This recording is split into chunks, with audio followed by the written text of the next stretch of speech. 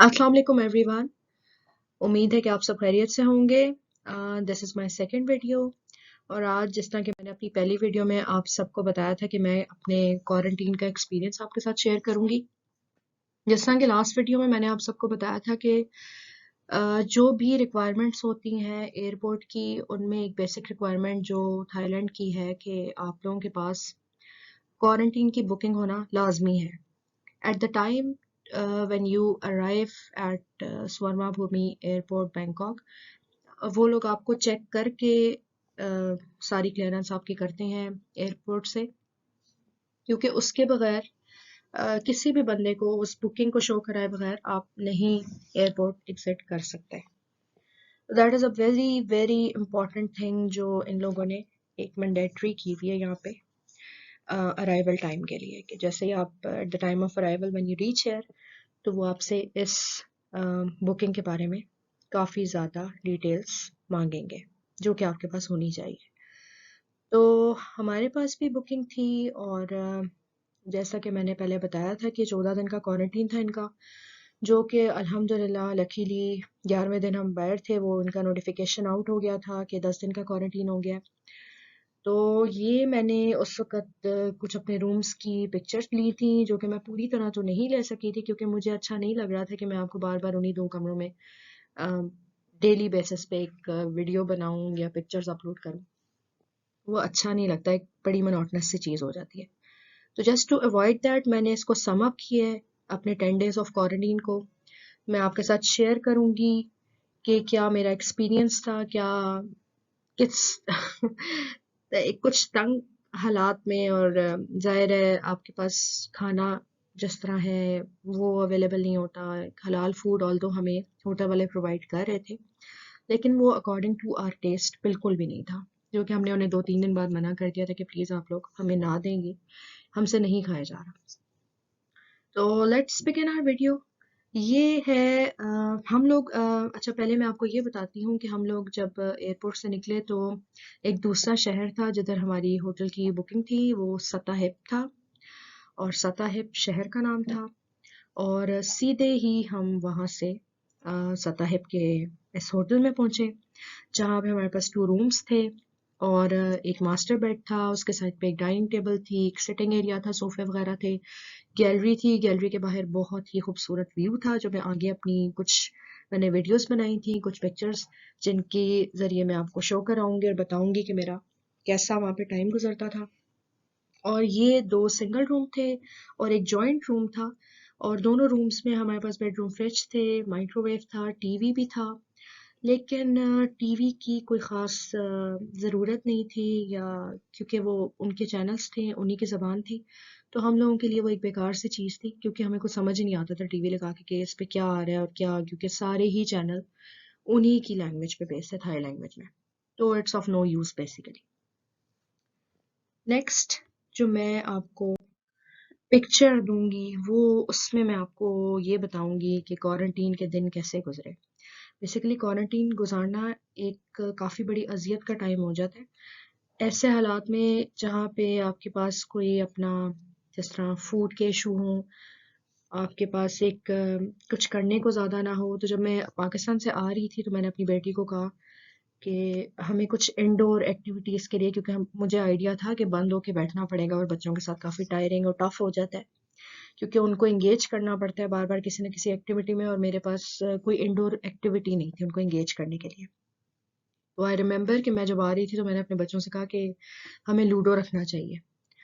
तो मेरे बच्चों ने कहा कि नहीं मामा, हम क्या करेंगे लूडो का, रहने दें। तो मैं इनकी बातों में बस आ गई और मैं लूडो छोड़ के आ गई, जिसको मैं अभी भी काफ़ी मिस कर रही हूँ। और अभी तक मैंने कुछ भी ऐसी जगह नहीं देखी जहाँ पे मुझे लूडो से सिमिलर या लूडो जैसा या लूडो ही मैं ले सकूँ। तो quarantine as such is a kind of आजमाइश कह लें, सब्र कह लें, काफ़ी कुछ सिखा देता है आपको। और ऑब्वियसली आपको गुजारा तो करना होता है हर हालात में। टाइम वही बात है कि गुजर जाता है, पर आपकी कुछ मेमोरीज बन जाती हैं जो हमेशा के लिए आपको याद रहती हैं। तो क्वारंटीन टाइम हमारा ऐसे गुजरा कि हमने खाना बंद करा दिया था, होटल वालों का नहीं खा सकते थे। फिर हमने कुछ इनकी जो ग्रॉसरी के स्टोर्स थे उनसे डिलीवरीज कराई वहाँ पे, और ब्रेड वगैरह मंगवा ली थी, मिल्क ब्रेड, न्यूटेला स्प्रेड मंगवा लिया, जैम, इस तरह की चीज़ें जिससे हम लोग एटलीस्ट ब्रेकफास्ट कर लें। और बाकी कुछ चीज़ें जिस तरह मैंने आपको पहले बताया था कि मैं फूड का एक बैग लेके जा रही हूँ, जिसमें मेरे पास ग्रेनोला बार्स थे, नट्स थे, पॉपकॉर्न्स थे बहुत सारे, जो मुझे था कि एटलीस्ट माइक्रोवेव होगा तो चलो और कुछ नहीं तो बच्चों को पॉपकॉर्न्स बंदा बना के देते थे, और इन लोगों ने इतने खाए, मतलब ट्वाइस डेली हम लोग 2 पैक्स यूज़ कर रहे थे कि 2 पैकेट तो बनते ही बनते थे दिन में 2 दफ़ा। कभी ये बीच में एक स्नैकिंग करते थे बच्चे, फिर शाम को इनको भूख लग जाती थी या कभी रात को। खैर इसी तरह विद नो प्रॉपर फूड हमने गुजारा किया, और कुछ चीज़ें जैसा ब्रेकफास्ट करके स्नैकिंग कर ली बीच में, और रात का भी कोई इतना डिटेल कोई डिनर या प्रॉपर लंच जिस तरह हम लोग अपने मुल्क में करते हैं, कुछ भी ऐसा सीन नहीं था। और बेसिकली हमने कहना चाहिए 11 दिन विदाउट रोटी और विदाउट राइस गुजारा किया। एक आध दफ़ा हमने बीच में पिज़्ज़ा हट ऑर्डर किया था, जिस पे लिमिटेड वैरायटी थी ऑब्वियसली, हराम और हलाल का आपको पता है जो एक होता है, तो उसमें हमने चीज़ पिज़्ज़ा की ऑप्शन थी वो मंगवा लिया था एक आध दफ़ा। KFC ऑर्डर किया था, उसमें कुछ हलाल की ऑप्शन जो थी उसको अवेल किया था, पर डेफिनेटली बंदा एक रोज़ के लिए तो ये चीज़ें नहीं अफोर्ड भी नहीं होती हैं, और दूसरा आपसे रोज़ खाई भी नहीं जाती। तो ये कुछ चीज़ें थी जिसमें मैंने पॉपकॉर्न की एक जो हमारी बड़ी फेवरेट थी ग्रेनोला बार्स, और ये चीज़ें इस तरह हमने अपना गुजारा किया। ये जो हमारी गैलरी थी उससे इंतहाई खूबसूरत व्यू आता था।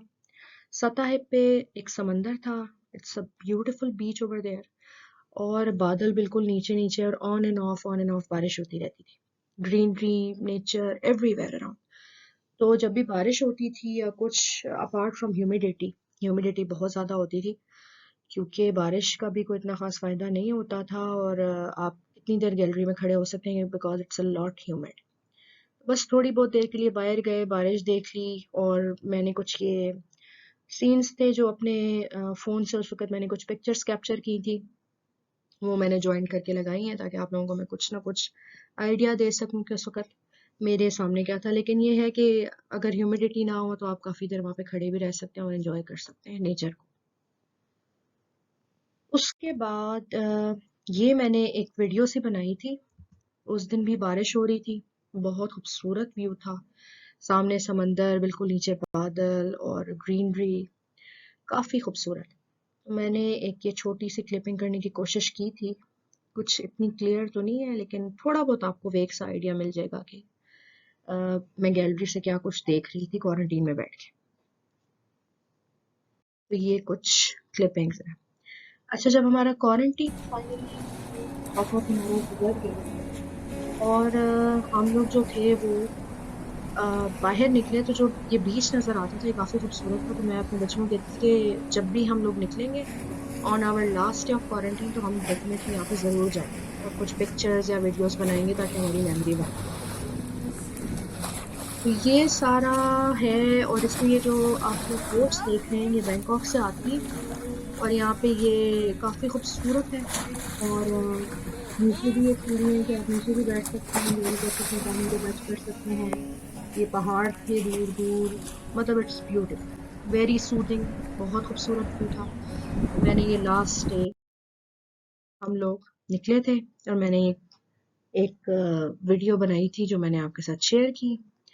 और आज की जो वीडियो थी इसको फिर हमने क्वारंटीन को खैर बात का, समंदर को देखा अपनी थोड़ी सी टेंशन निकाली जो हम क्वारंटीन में बैठ बैठ के डिप्रेस्ड हो चुके थे, और उसके बाद हमने बाय क्वारंटीन कह के अपना नेक्स्ट स्टेप लिया जो कि था हमारी शिफ्टिंग टू अ अपार्टमेंट। और इंशाल्लाह अपनी नेक्स्ट वीडियो में मैं आप लोगों के साथ शेयर करूंगी कि फिर मैं कहाँ पे शिफ्ट हुई, अपार्टमेंट कैसा है, और बाकी डिटेल्स। सो दुआओं में याद रखें। Thanks for watching my video, and please like and subscribe me, and hope to see you guys again soon. अभी के लिए अल्लाह हाफिज।